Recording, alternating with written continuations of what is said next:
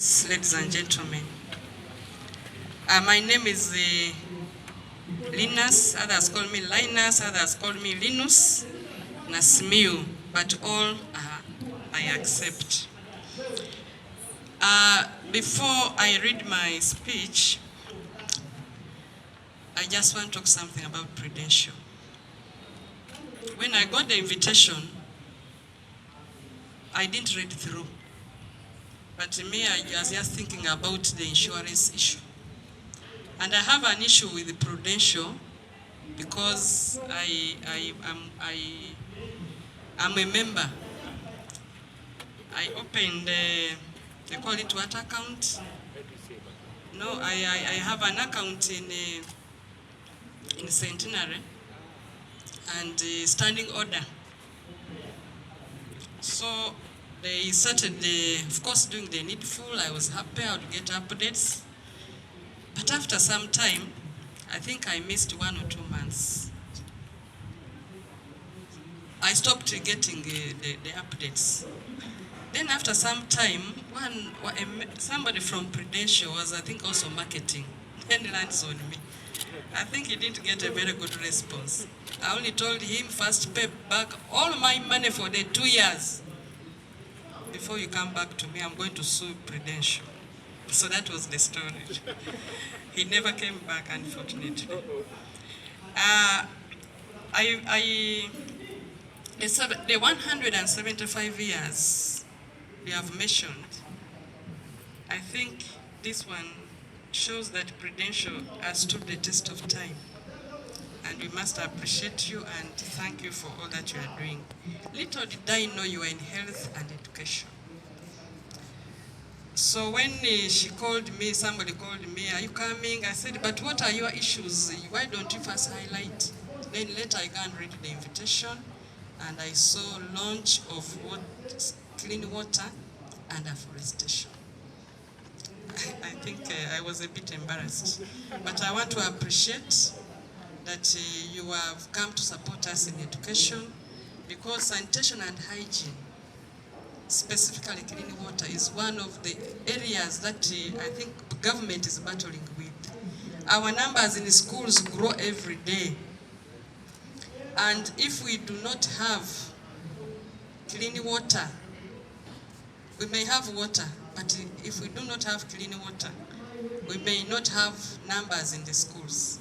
So government is struggling. We are trying to get partners here and there, but I'm happy that we have now another partner called Prudential. So on behalf of Mbale City and on my behalf, I sincerely take this opportunity to welcome you to Mbale City for this very important launch. I don't know why you didn't talk about afforestation. Why is it silent? Because the invitation was clear about afforestation and clean water. So I also want to thank the administration of Kametsi. Thank you very much for hosting. You know, at times you can want to do an activity, you call this school, they say we don't have room, you call this one, they say we are busy. But I want to thank you for accepting to host this very important launch. I further want to thank you, the organizers, for inviting Mbale City and inviting me in particular to be part of this. We are here to mark the beginning of the initiative, as mentioned, that holds the promise of the bright future of our youth and Mbale City as a whole. I'm just wondering why Mbale City? Because 5 schools are not few. For your information, we have 5 government-aided secondary schools with over 20,000 population. That's government. But if we went to private, where we have over 30 private secondary schools, the numbers are overwhelming.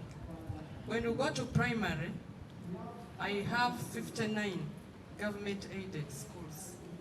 And the 59 have about 70,000 population. So when you say you had come to manage 60,000, and you are almost swallowed in Ngoma SS. That's the fact of Mali City. And that means we may still continue, we shall behave like Oliver Twist. By saying 5 are too few. So we shall continue knocking on your doors and kindly accept our humble request as we continue working together. I'm humbled to extend our heartfelt gratitude to Prudential for their unwavering commitment to our schools and our community. It is through their dedication that we are here today, ready to launch an initiative that will change lives and transform Mali City. So in times like this, it is crucial to acknowledge the power of collaboration. That means we have to work together as a team. Because if we don't collaborate, if we don't work together, it may be very difficult to have that positive impact on our society. So Prudential Uganda support has not only provided lifeline to our schools, but has also created a pathway to uninterrupted education for our students. Just like it has been mentioned, if their children get clean water, safe and clean water, they have good toilet facilities, I don't see a reason why that girl child will be absent because it's lacking. There's no washroom, there's no clean water to change, there's no things like that. So I want to appreciate you so much. So as we embark on this journey, ladies and gentlemen, let us remember that our actions today will shape the future of the city. This initiative is a testament to the strength of our community and the possibilities that lie ahead when we come together with a common purpose. And that common purpose has been clearly talked about by what was it again? Tushafishe. Tushafishe, we sincerely appreciate you for your technical guidance. In Uganda, research has shown that over half of the population does not have basic access to clean water. Meaning that people only have access to surface water, untreated water, or have limited access to clean water. That means I may drink clean water today, tomorrow I'm not able to get the clean and safe water. So that is the situation in Uganda. And that calls for our commitment and continued lobbying.